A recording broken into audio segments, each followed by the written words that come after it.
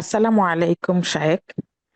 শাহেক, ওয়ালাইকুম সালাম। রমজান মাস প্রথমেই বলতেছি আমাদের জন্য দোয়া করবেন ইনশাল্লাহ। আর আল্লাহ রাব্বুল আমার যেটা আলামিন। প্রশ্ন, আমি জি বাংলাদেশ থেকে বলছি। আমার জি। যেটা প্রশ্ন সেটা হচ্ছে যে 2023 সালে আমি যে গয়না 2 লাখ টাকা দিয়ে কিনেছিলাম, আর আমার দেনমোহর ছিল 1,25,000। তো হুম। এখন কি আমার উপর জাকাত ফরজ হয়েছে?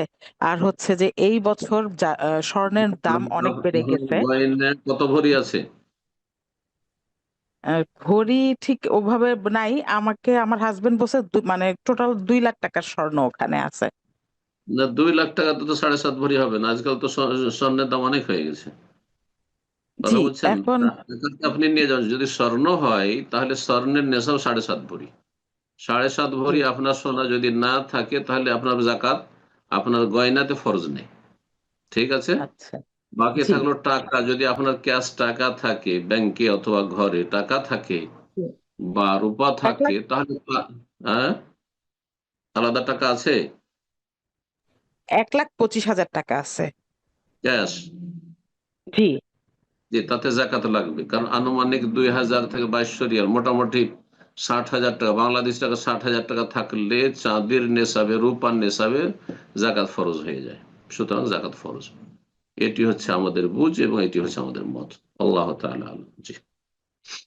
টাকার জাকাতটা দিয়ে দেবেন, আর আপনার গয়না যেহেতু 7.5 ভরির নিচে আছে সুতরাং তাতে জাকাত লাগবে না। আসসালামু আলাইকুম শেখ। ওয়ালাইকুম আসসালাম ওয়া রাহমাতুল্লাহি ওয়া বারাকাতুহু। জি, শেখ বাংলাদেশ থেকে বলছিলাম। বলেন। শেখ বেশ কিছুদিন ধরে সালাত সহ অন্য ইবাদতে নিয়ত ঠিক থাকে, কিন্তু সালাতের অন্তরে রিয়া হয়ে যাওয়ার ভয় কাজ করে, যে রিয়া হয়ে গেল কিনা। যেমন সালাতে কেরাত সরবে সুর দিয়ে তেলাওয়াত করলে সালাতের হুম, মাঝে ভয় কাজ করে যে রিয়া হয়ে যাচ্ছে কিনা। এটা কি হুম। ওয়াসওয়াসার অন্তর্ভুক্ত?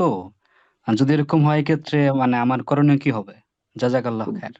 খুব বেশি যদি এরকম হইতে লাগে তো ওয়াসওয়াসায় চলে যাচ্ছে, আপনি সেটা থেকে ফিরে আসেন।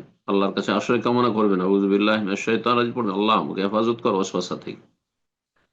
আর যদি এমনি রিয়া বলে লোক দেখানো যেন না হয়ে যায়, আর এই ভয়টা কাজ করে, তো এটা ভালো জিনিস।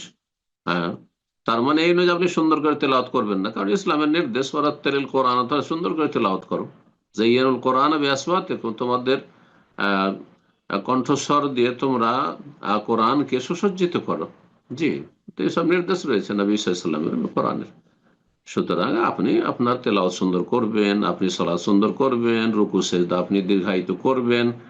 আর ওতে শয়তান আপনাকে ওয়াসওয়াসা দিচ্ছে যে তো রিয়া রিয়া না চলে আসে, না রিয়া আসবে না। কেন রিয়া আসবে? আপনি আরো মনোযোগী হন ইবাদত বন্দেগীতে। জি, বারাকাল্লাহ ফিক।